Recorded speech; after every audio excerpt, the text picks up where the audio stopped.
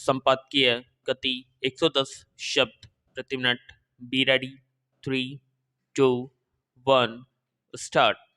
वैश्विक बाजार में कच्चे तेल के लगातार बढ़ते दाम नए संकट का संकेत दे रहे हैं।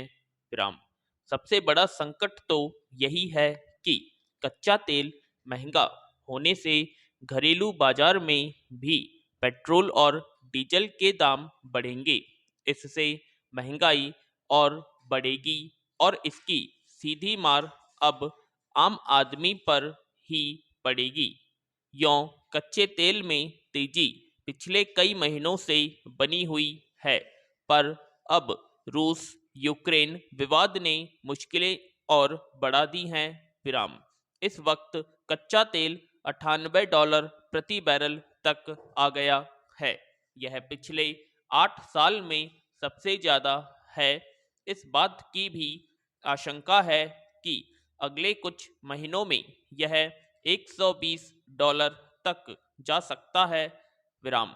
ऐसे में अभी यह पाना कठिन है कि आगे क्या होगा, और फिर सवाल कीमत तक ही सीमित नहीं है। कच्चे तेल की आपूर्ति की समस्या गहराने का भी डर बना हुआ है। ऐसे में घरेलू तेल कंपनियां क्या कदम उठाती हैं, यह देखने की बात है। पर जैसे अनिश्चितता भरे हालात बन गए हैं, उससे सरकार और तेल कंपनियों के लिए चुनौतियां बढ़ गई हैं। पैरा। गौरतलब है कि 3-4 महीने पहले तक कच्चा तेल $80-85 प्रति बैरल के बीच बना हुआ था। विराम। हालांकि तब भी यह कम नहीं था।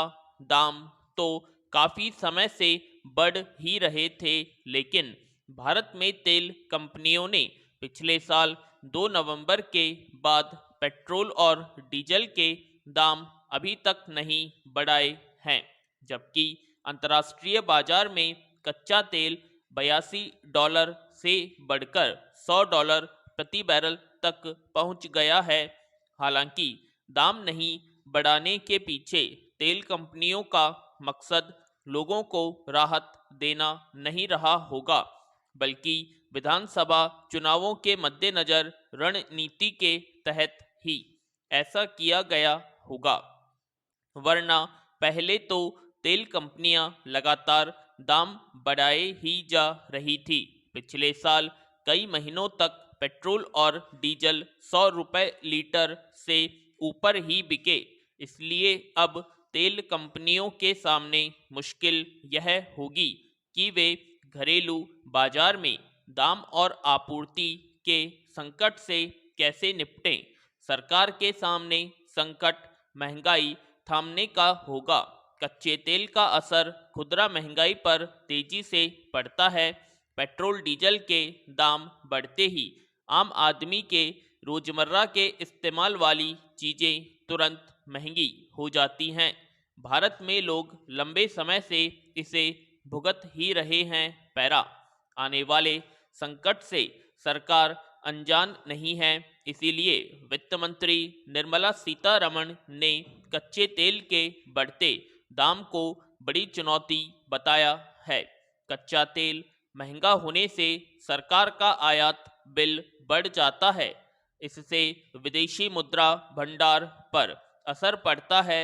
हालांकि जैसा सरकार का दावा है, भारत का विदेशी मुद्रा भंडार मजबूत स्थिति में है।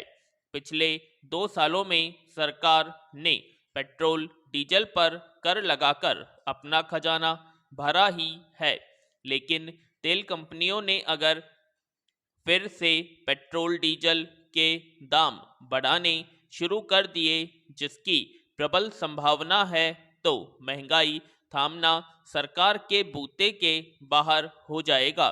खुदरा महंगाई वैसे ही रिजर्व बैंक के निर्धारित 2 से 6% के दायरे के बाहर बनी हुई है। अगर रूस यूक्रेन में जंग छिड़ गई तो आपूर्ति गड़बड़ा सकती है। फिर तेल उत्पादक देशों का संगठन भी उत्पादन नहीं बढ़ा रहा है। भारत 60% से ज़्यादा तेल इराक और सऊदी अरब जैसे देशों से खरीदता है। ऐसे में घरेलू बाजार में पेट्रोलियम उत्पादों के दामों को तार्किक स्तर पर रखते हुए लोगों की महंगाई की मार से कैसे बचाया जाए, सरकार को यह सोचना होगा। पैरा, हमारे देश में विकास के लिए आधारभूत ढांचा मजबूत करने के नाम पर सबसे अधिक जोर सड़कों के विकास पर दिया जाता है। विराम, सरकारें अधिक वजन सहन करने और फर्राटा गाड़ियों के दौड़ सकने लायक सड़कें बनाने की उपलब्धियां गिनाते नहीं थकती। यह सही है कि आर्थिक विकास के लिए सड़कों का विस्तार और अच्छी सड़कों का निर्माण जरूरी है, मगर इन सड़कों पर सुरक्षा उपायों को लेकर वैसी गंभीरता नहीं दिखाई जाती जैसी दिखाई जानी चाहिए। यही वजह है कि राजमार्गों पर सबसे अधिक जानलेवा दुर्घटनाएं होती देखी जाती हैं।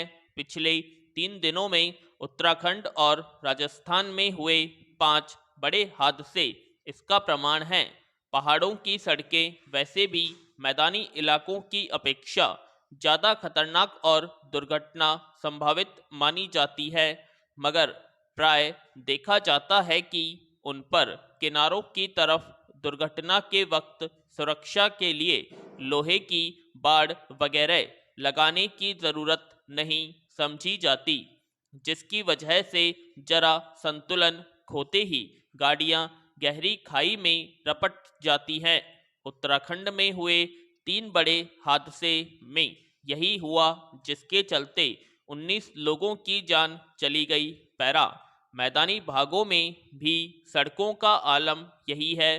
कहने को राजमार्गों का निर्माण किया गया है, उन पर गति सीमा आबाद रखी गई है, मगर सड़कों के किनारे अक्सर खुले छोड़ दिए गए हैं, जिसके चलते न सिर्फ उन पर आवारा पशु अचानक आ जाते हैं, जिनकी वजह से तेज रफ्तार गाड़ियां संतुलन खोकर दुर्घटनाग्रस्त हो जाती हैं, बल्कि बरसात वगैरह की वजह से अगर किसी गाड़ी का पहिया चूक से भी मिट्टी पर पहुंच जाए तो वह फिसलकर दुर्घटनाग्रस्त हो जाती है। फिर कई राजमार्गों का विकास कुछ इस तरह हुआ है कि कहीं कहीं कस्बे, गांव वगैरह के बीच से होकर जब वे गुजरते हैं तो वे सामान्य सड़कों की तरह ही हो जाते हैं। उन पर से गुजरना अक्सर जोखिम भरा काम हो जाता है। इसलिए लंबे समय से मांग की जाती रही है कि राजमार्गों का विकास करते समय उन पर सुरक्षा व्यवस्था भी पुख्ता होनी चाहिए, ताकि उन पर होने वाली दुर्घटनाओं को रोका जा सके। मगर अफसोस कि अभी तक इस दिशा में गंभीरता से ध्यान नहीं दिया गया है। पैरा, सड़कों का निर्माण करते समय हमेशा संबंधित देशों की भौगोलिक स्थितियों और उन पर चलने वाले वाहनों की बनावट, चालकों की प्रवृत्ति आदि का भी अध्ययन किया जाता है।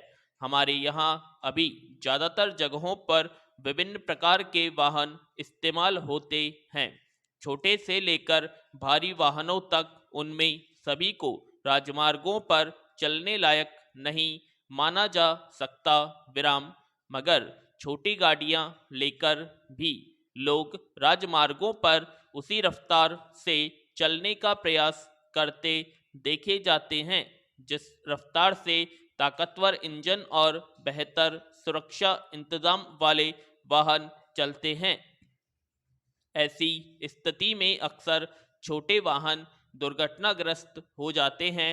फिर तमाम कड़ाई के बाद भी बहुत सारे लोग शराब पीकर गाड़ी चलाने से बाज नहीं आते।